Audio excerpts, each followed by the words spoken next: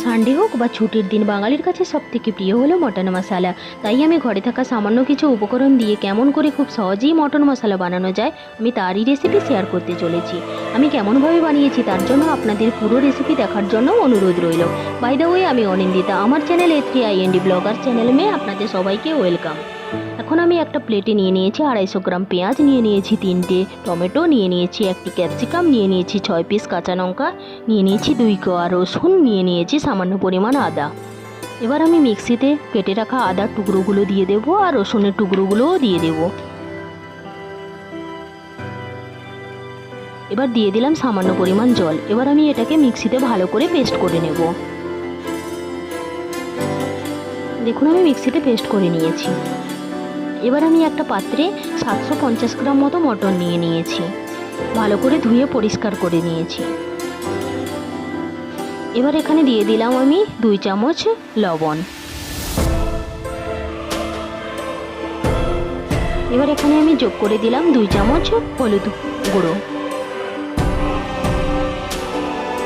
এবার আমি দিয়ে দিলাম সামান্য পরিমাণ সরষে তেল।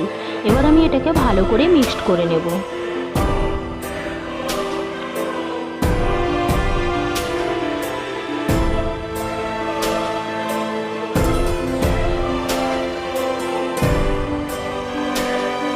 এবার আমি একটা কড়াইতে সামান্য পরিমাণ তেল দিয়ে কেটে রাখা আলুগুলো ফ্রাই করে নেব।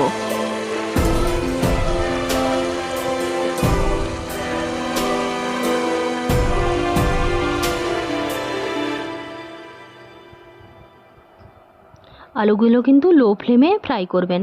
দেখুন, আলুগুলো আমার ব্রাউন কালার হয়ে গেছে, তাই আমি একটা পাত্রে নামিয়ে নিচ্ছি।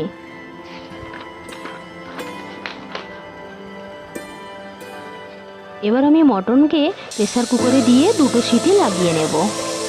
আপনারা কিন্তু অবশ্যই 2টো সিটি লাগাবেন, 2টোর বেশি লাগাবেন না, তাহলে মটনটা নরম হয়ে যাবে।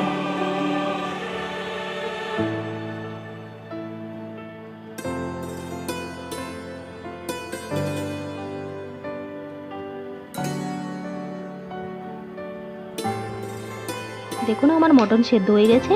আপনারা কিন্তু এইভাবেই ঠিক অতটা পরিমাণেই সেদ্ধ করবেন। দেখুন, এবার আমি একটা প্লেটে নিয়ে নিয়েছি সামান্য পরিমাণ দারুচিনি, একটা বড় এলাচ, একটা স্টার ফল, একটা এলাইচি, লবঙ্গ, তেজপাতা, ছোট এলাচ। এবার আমি ওই কড়ার তেলে দিয়ে দিয়েছিলাম সামান্য পরিমাণ জিরা।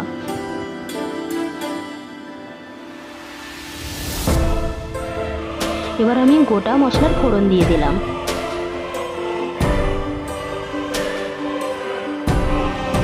এবার আমি দিয়ে দিলাম 5 পিস কাঁচা লঙ্কা। এবার এটাকে ভালো করে নাড়িয়ে নেব।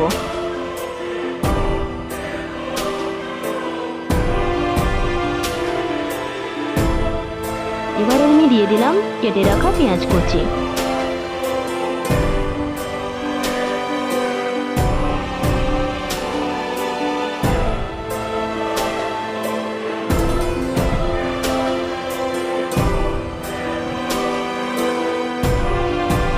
পেঁয়াজটা তাড়াতাড়ি গলে যাওয়ার জন্য আমি সামান্য পরিমাণ লবণ যোগ করে দিয়েছিলাম।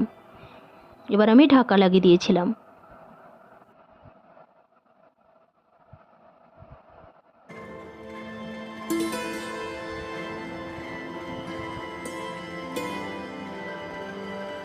এবার আমি দিয়ে দিলাম কেটে রাখা ক্যাপসিকাম কুচি।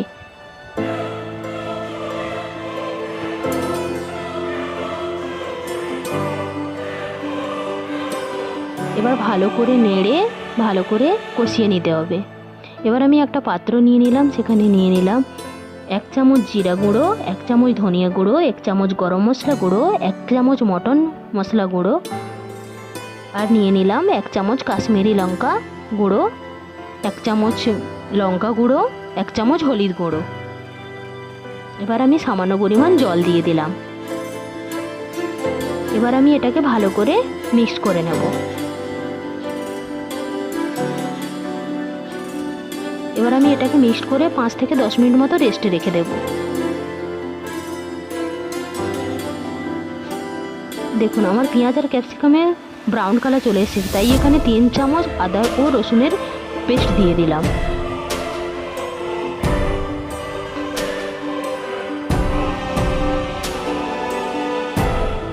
এবার আমি দিয়ে দিলাম টমেটো কুচি।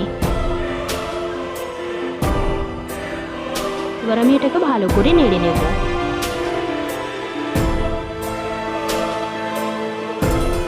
এবার আমি যে পেস্টটা বানিয়ে রেখেছিলাম মশলার, ওইটা আমি দিয়ে দিলাম।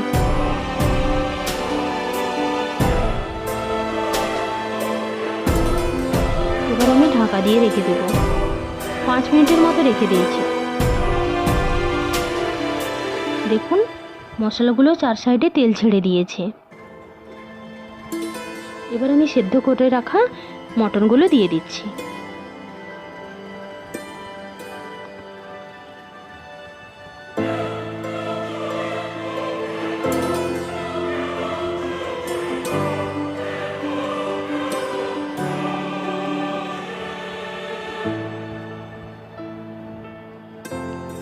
ফ্লেমটা আমি লো করে দিয়েছি এবং ভালো করে নেড়ে 10 মিনিটের মতো ঢাকা লাগিয়ে দিয়েছি।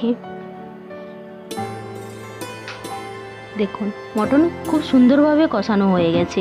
দেখুন 4 সাইডে কত সুন্দরভাবে তেল ছেড়ে দিয়েছে, তাই না? মটনে যদি আপনি ভালো স্বাদ আনতে চান তাহলে মটনকে অবশ্যই কিন্তু ভালো করে কষতে হবে।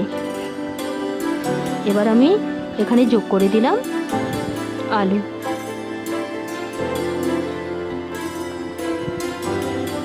এবার আমি ভালো করে নেড়ে নেব।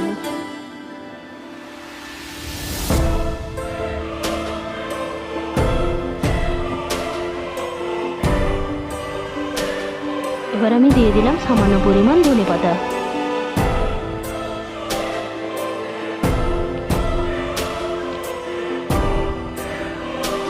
ধনেপাতা অপশনাল, আপনারা চাইলে দিতেও পারেন নাও দিতে পারেন, আমার ভালো লাগে তাই আমি দিয়েছি। এবার আমি জল দিয়ে দিলাম। মটন আমি প্রেসার কুকারে সিদ্ধ করে নিয়েছি, তাই বেশি জল দেবো না, সামান্য পরিমাণ জল দিলাম। জল দিয়ে ঢেকে রেখে দিয়েছি। আপনাদের যদি রেসিপি ভালো লেগে থাকে অবশ্যই লাইক, কমেন্ট, শেয়ার এবং সাবস্ক্রাইব করবেন এবং পাশে থাকবেন।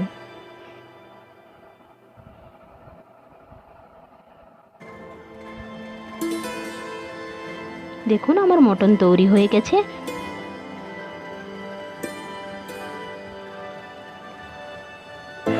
বাই বাই, দেখা হচ্ছে কোনো নেক্সট ভিডিওতে।